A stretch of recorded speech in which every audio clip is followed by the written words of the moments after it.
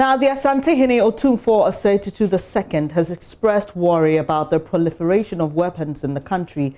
He says the increase of arms in the system could be a sign that people have lost trust in the police. The issue of weapons has become a threat to security as the general elections draw near. Otumfuo expressed the concern when the IGP James Opombwenu paid a courtesy call on him ahead of a police simulation exercise for the elections. Nanaya Aljuma has more. A research conducted by the Kofi Annan International Peacekeeping Training Center in 2014 revealed 2.3 million small arms are in civilian hands, with 1.1 million of them unregistered. Police records show only 100,000 of licenses for these registered arms are renewed annually. Otumfuo Osei II is charging the police to deal with the proliferation of arms in the country. I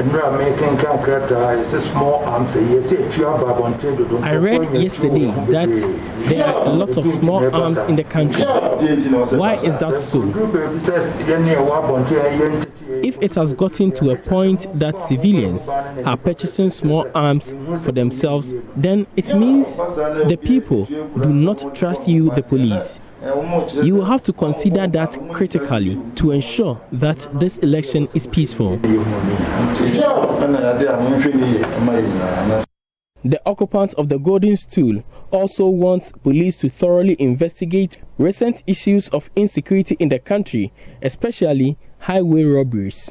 He believes the ability of the police to handle such issues will contribute to peaceful elections. There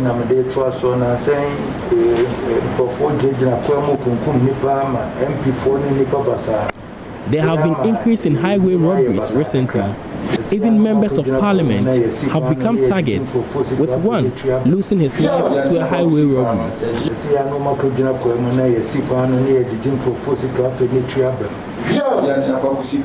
You have been trained to investigate such matters. I entreat you to investigate all the issues. It is towards ensuring peace in the upcoming elections. The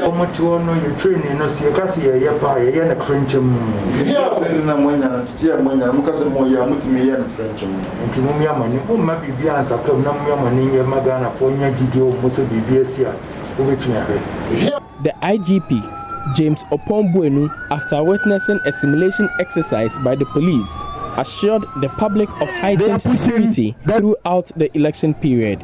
What I'm saying that before, during, and after the elections, we are prepared to deal with any situation that comes. We have seen the simulation, we have seen the patrols in the night, the patrols in the day. So whatever happens, we are prepared to deal with it. You know, we had the registration, and the registration gave us an insight as to which places we need to beef up security, which places we need to observe.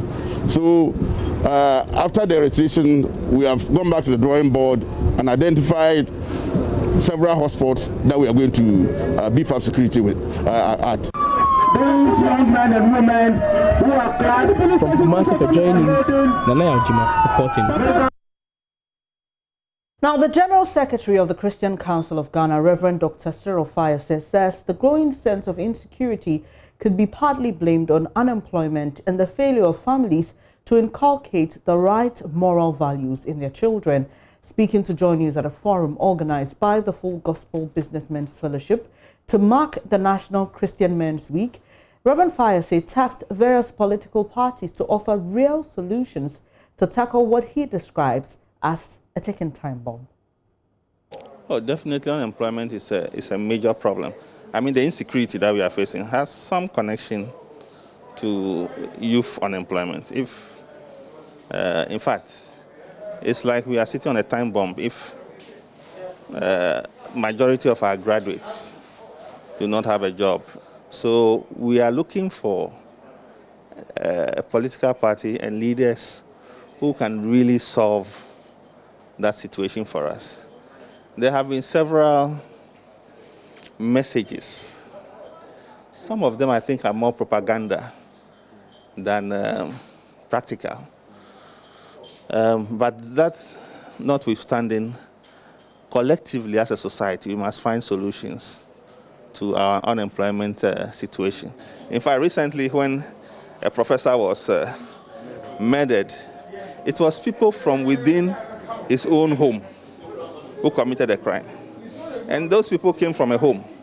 What kind of training, what kind of morals were they taught coming up? So there is some connection to that, yeah. And if they exhibit in society, they may take up arms and do all kinds of things. So the insecurity may be partly related to that.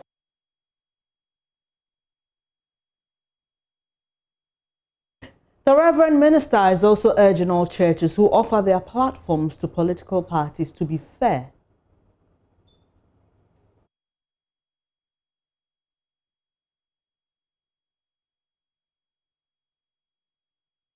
Yes. I think we should stay away from words of insults, politics of insults, and we should also respect one another. And partisan politics, democracy, elections, it's not a war, it's not a fight. It's about choosing our leaders for the next 4 years. So we must do everything in our power to exercise our franchise, our civic responsibilities in peace, respecting one another, and in civility, so that there will be peace before, during, and after 7th December. But I also encourage everyone to come out to vote, because if you don't come out, someone will choose a leader for you. So it's important for you to come and vote. Oh, I think there's nothing wrong with that. We have always given them our platforms. The politicians always come around election years to use our platforms to share their message to the people. Our people are voters, so they must be educated. And if that is a means to educate them, I think we should allow them that. But we should be fair. We should give equal opportunity to all the political parties.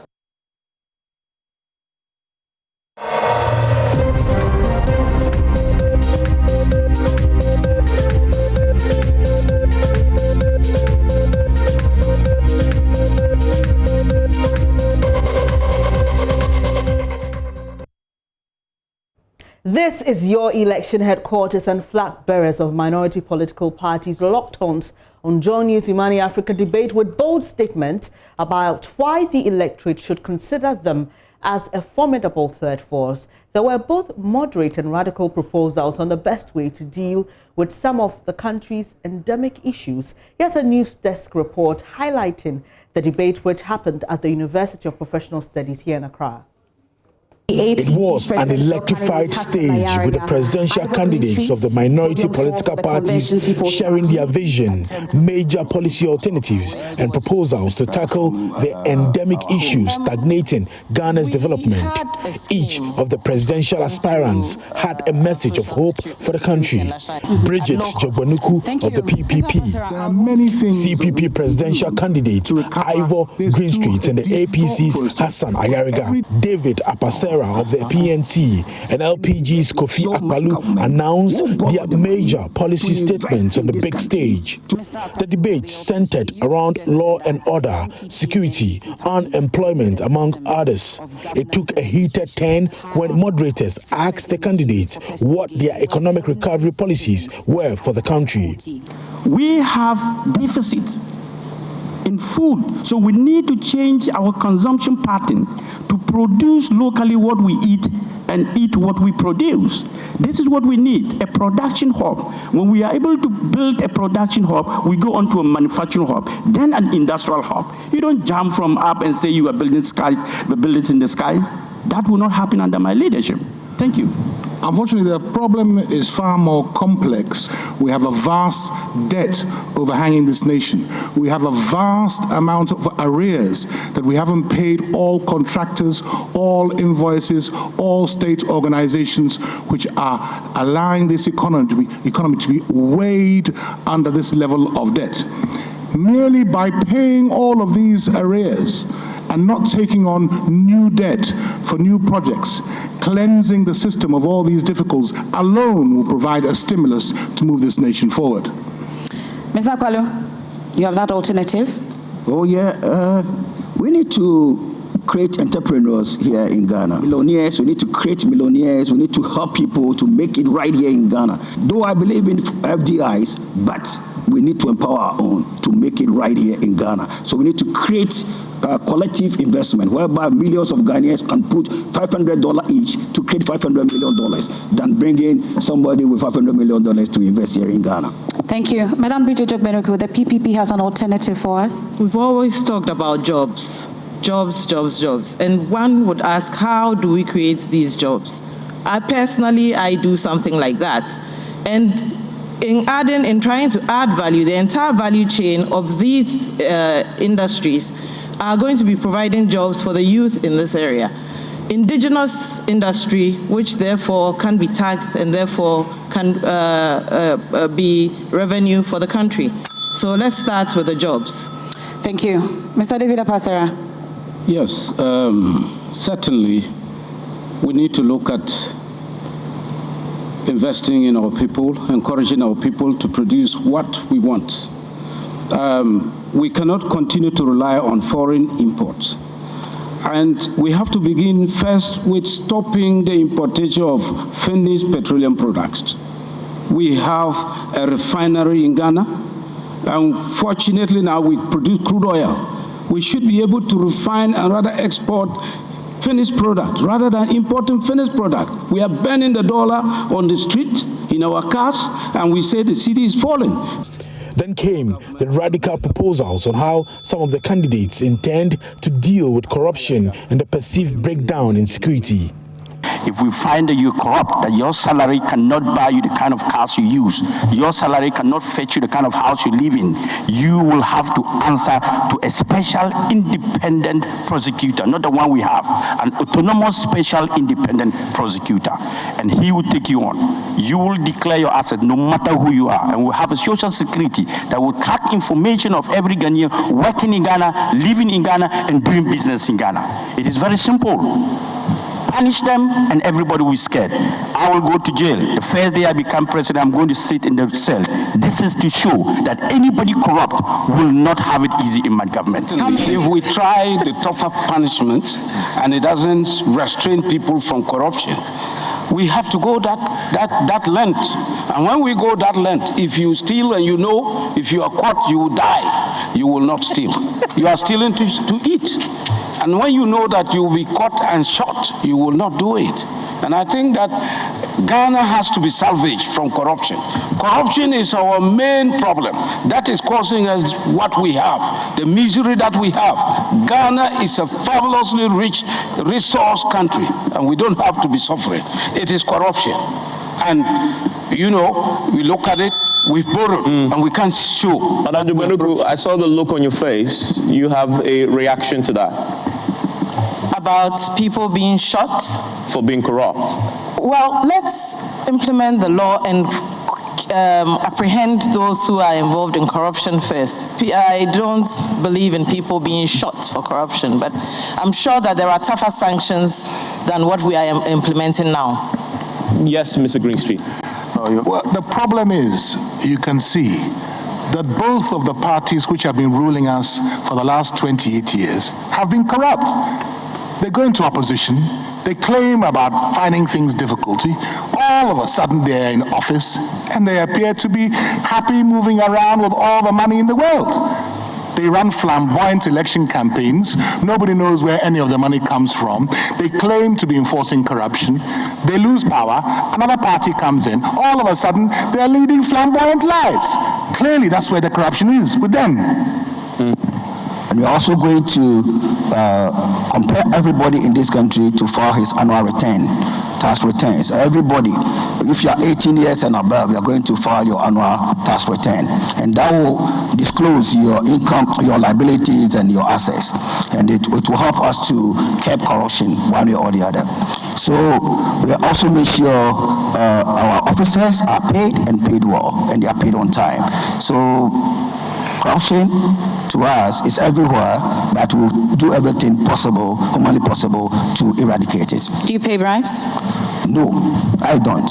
Okay. The debate undoubtedly amplified the voices of the minority political parties, if not a shot at convincing the electorate they are the third force the Ghanaian political landscape has been clamoring for.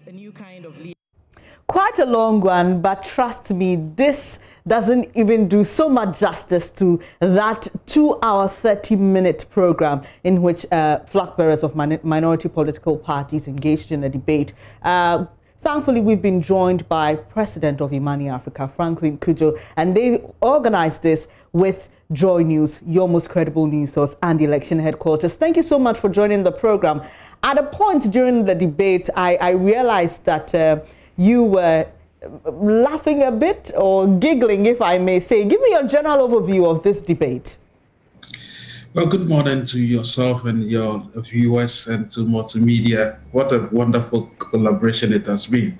And I imagine this is going to be for the foreseeable future as well. Definitely. Well, listen, I mean, yesterday was a debate. It was the debate, really.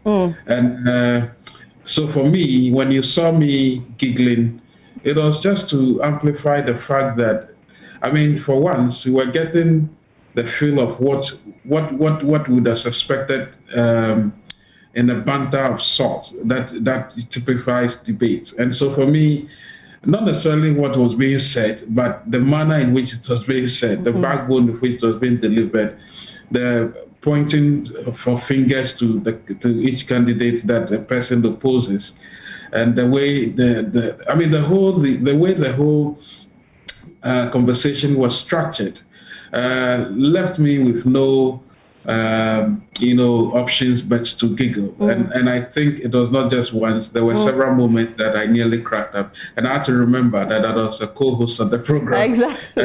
Not for it not to look as though it was a cantata. But look, it was a beautiful program yesterday. It was a discussion of wits, deliberations of serious minds, and indeed I pity those who have decided not to be part of debate. Because they are losing so much. They are not taking the opportunity to explain to people, to be challenged, to be able to go into the depths of their ideas and then tell people exactly what they are providing in terms of alternatives.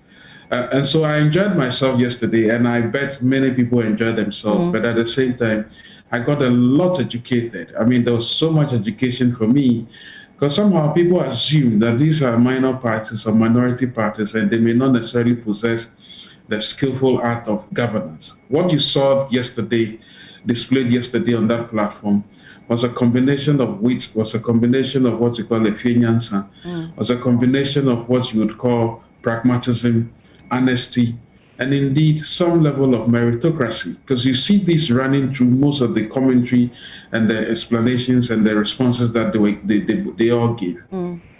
So, Mr. Cudjoe, I have seen comments on social media, people reviewing the debate, speak, for example, about the performance of the APC's Hassan Ayariga and how they believe that he's grown over time politically. I know as a co-host and an organizer of this program, you may want to stay clear, but what do you make of it? Do you agree? Do you think that this has really shown what these political parties have to offer and disabuse people's minds that really they're just in, not for the win? What people tend to forget is that Hassan Ayariga, this is his third time in the race. Don't forget, the first time was 2012 or so. 2016, he also contested, of course, under different tickets. And so, yes, he's grown in the job, which is no doubt. Let's not forget Akpalu as well. He's also been there for some time now, even though I think he changed the name of his party. But his ideas certainly haven't changed.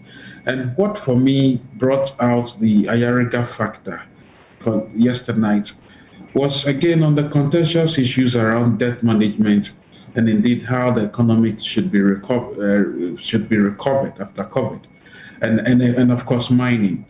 I think those three excellent back and forth with Akpalu and indeed the other contestants made it look as though Ayariga obviously had his marbles and he knew what exactly he was talking to, which was the intentions of our debate style, by the way. Our style was to drill down the promises of these candidates and then use that as a lever to generate questions of other candidates. And we knew there would be some friction.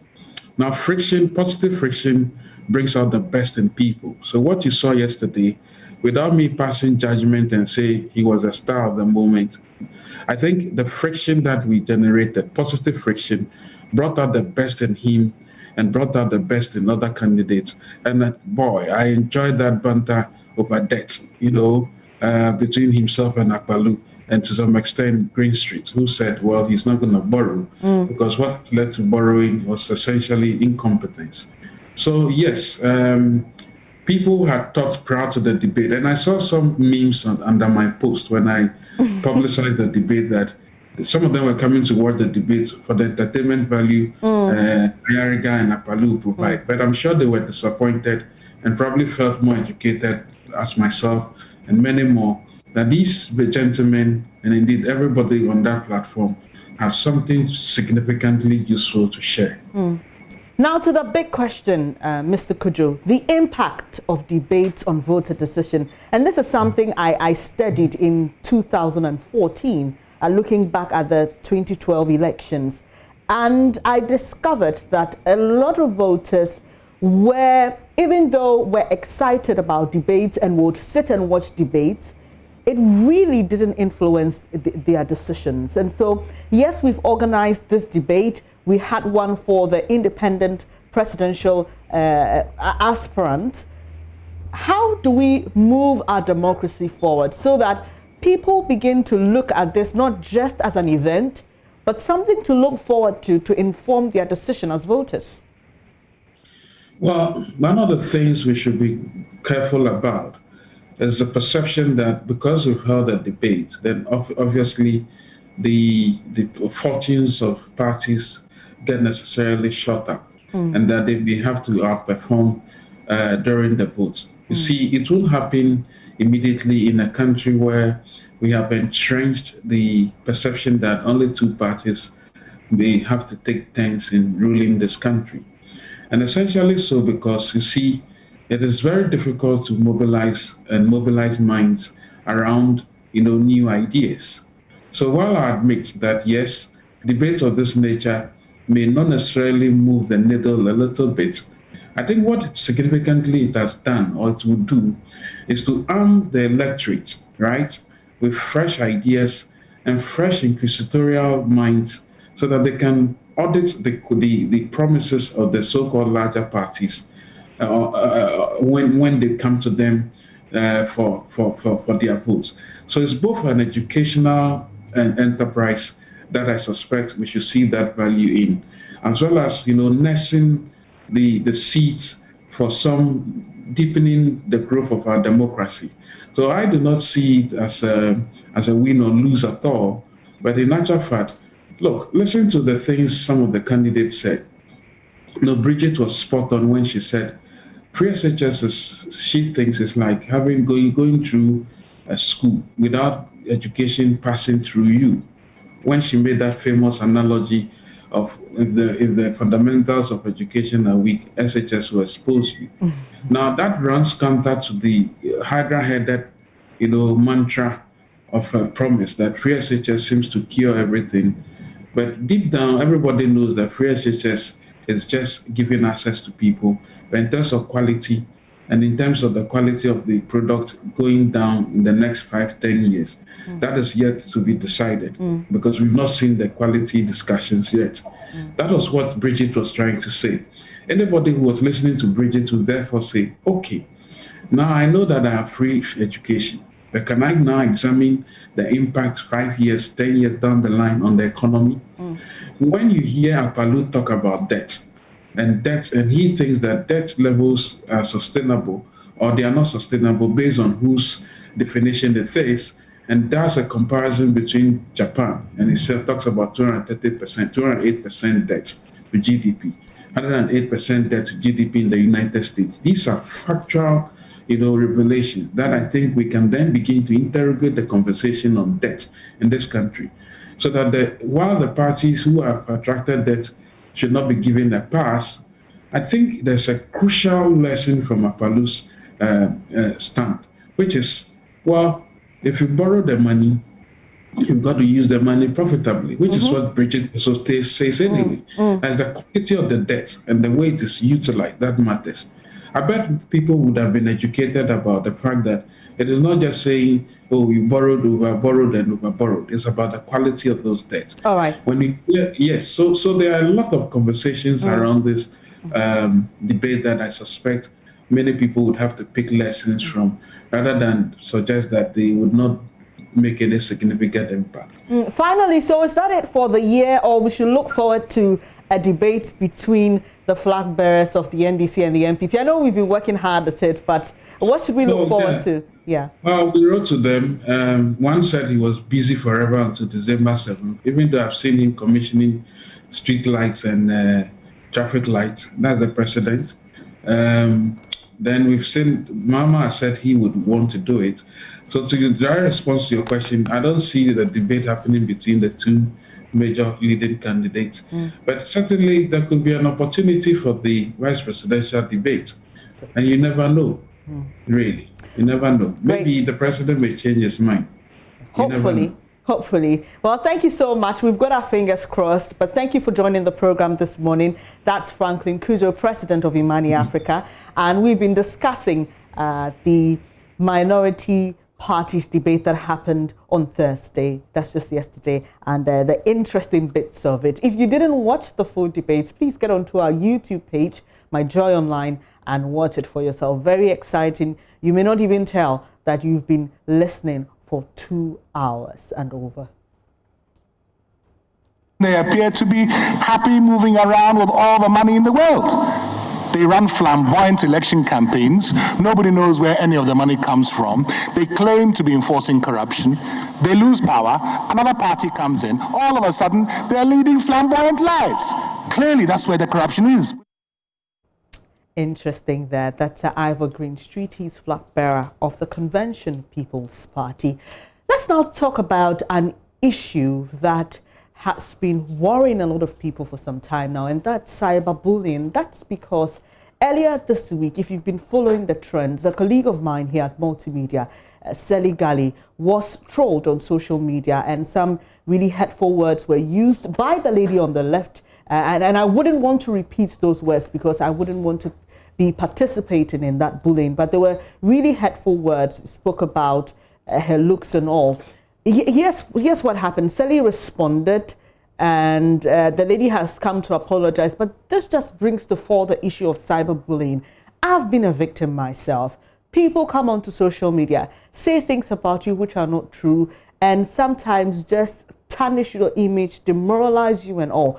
But what really is bullying? Just some information I have to help you understand what bullying is. Then I'll come to have a discussion with Dr. Ruth Owusu-Entry, who is head of the psychiatry unit at the Konfo Teaching Hospital. We'll talk about the impact on victims that the bullying has on them. So quickly, here's what bullying is. So it is when someone is being hurt either by words or action on purpose, usually more than once, feels bad because of it, and has a hard time stopping what is happening to them.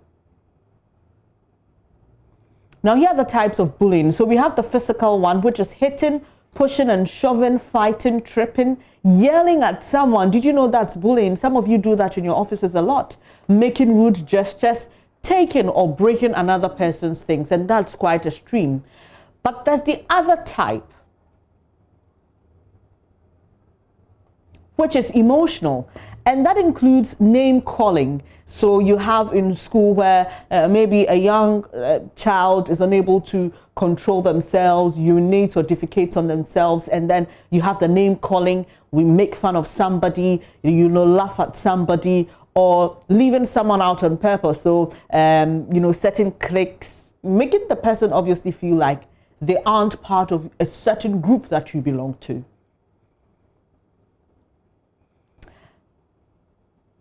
So starting rumors, and this is also the emotional bit, starting rumors or telling lies about someone, sending mean messages on a computer or cell phone, and that's what my colleague experienced here, and trying to make someone feel bad about who they are. You're talking about their complexion, you're talking about their height, you're talking about a certain feature on their bodies.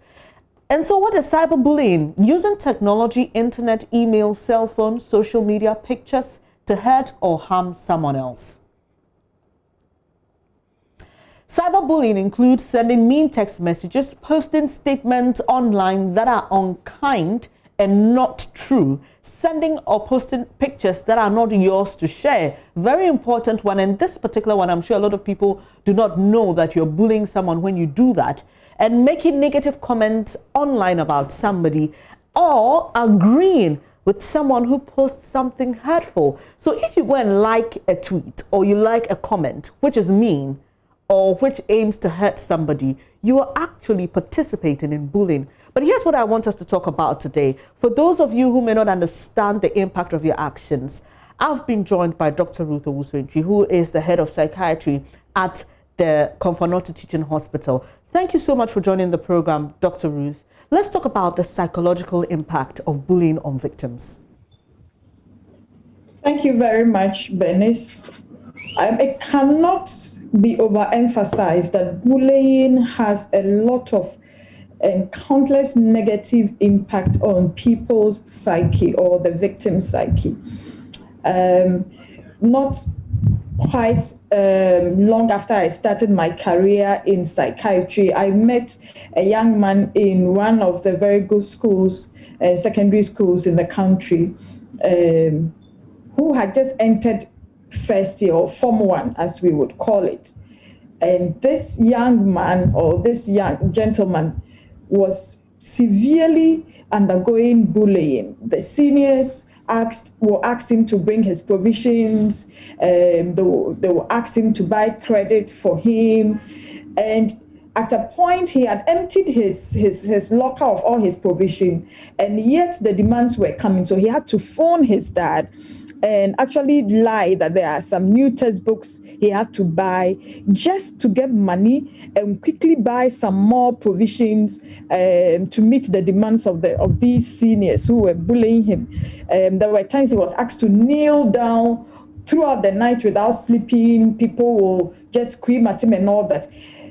Interestingly, and not surprisingly, this young man started hearing voices. Now, these were true hallucinatory voices, and this is because even during vacation, when the seniors were not there, he could hear their voices screaming at him, shouting at him, and all that.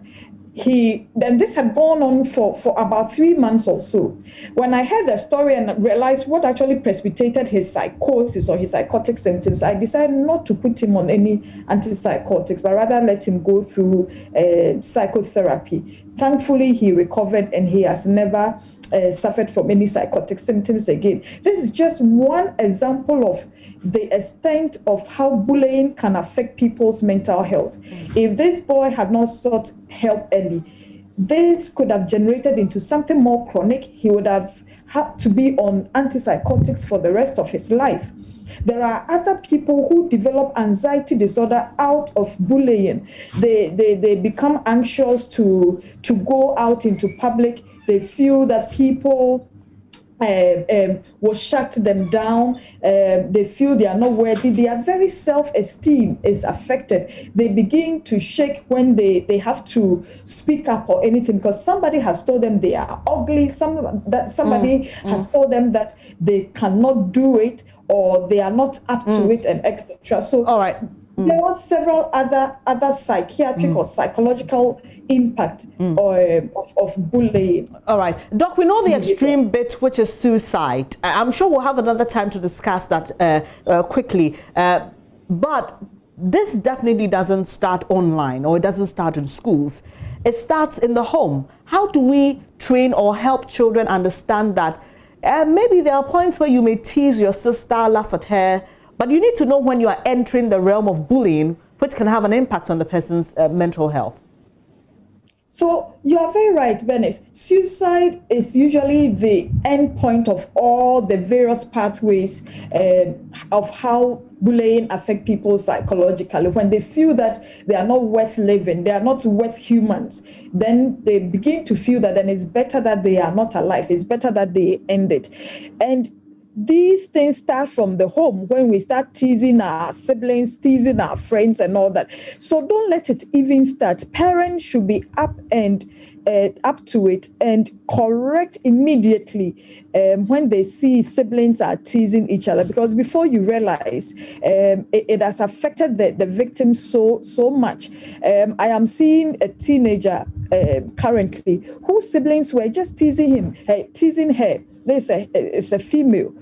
She had bedwetting going on for a longer time than the rest of the siblings, and you can imagine when she has bedwet her bed by morning, it's a big hell for her. The siblings are teasing her, they are calling her names and all that, and she just thought that it's okay for her to die. She's rather dead, and she's better dead than to be alive. And so right in the home, we should, as parents, watch out for these things. And the children, when they start with teasing at home, are usually those who will go out in the secondary schools and bully and tease people and call them names and all that. And even in the classrooms as well, if you see one student or some students teasing each other or teasing another person and saying that, oh, your uniform is torn, oh, you don't have a nice shoe, those little things should be quickly tackled by the pupils teacher or the teachers at post, so that they don't degenerate into more severe situations. I appreciate your time here this morning. Dr. Ruth Owusu-Antwi is head of psychiatry at the Confanote Teaching Hospital. But definitely this conversation must be had extensively at some other time. I appreciate your company because, like she's mentioning, it happens in homes, and she shared personal stories. So you know that this is not a joke. Hello, good morning. Welcome to Business. My name is Darryl Kwao, Director General of the Africa Continental Free Trade Area. Wemkele Mene says the trade pact will be the pivot for reviving African economies. Figures from the World Bank show that 25 to 30 million jobs in Africa were lost to the COVID-19 pandemic. Speaking at an engagement with the diplomatic community from African member states in Accra, Wemkele Mene said engagements are still underway for a viable agreement in 2021, which is the commencement year. COVID-19 has been a delaying factor in the start of trading because out of 55 countries, 42 were either in a full or partial lockdown. Borders were closed, goods were not transiting, so we had to take account of this reality. Hence, we now have a new date of 1st of January 2021. We had, as a trade response to COVID-19, we provided advice, proposals to heads of states and to ministers of trade that trade corridors should be established during the period of the pandemic. And second, that for the goods that are required for fighting the pandemic, that are essential for fighting the pandemic, that these goods should be allowed to transit through borders at zero rates, without any duties, so that millions and millions of Africans can have access to these products. This is the these are the proposals that we made as a secretariat as part of the arsenal of the African Union of fighting COVID-19. Now, the Alliance for a Green Revolution in Africa, AGRA, is advocating digital transformation to reduce the cost of transactions between farmers and farm input dealers. The Alliance believes this will also shore up the confidence of financial institutions in the agric sector. Now, speaking to Joy Business at a two-day agric input fair and stakeholder sensitization in Sunyani, Dr. Victor Entry, who is head of input distribution and agro-dealer development, said an inclusive agriculture transformation will be achieved if the right inputs are used to increase productivity. There's more from Precious Semevo. The two-day agricultural input fair and stakeholder sensitization in Sunyani under the theme Synergies for Agricultural Transformation through the Value Chain Approach is to facilitate a long-lasting relationship among the agro-input dealers, farmers, financial institutions and other stakeholders.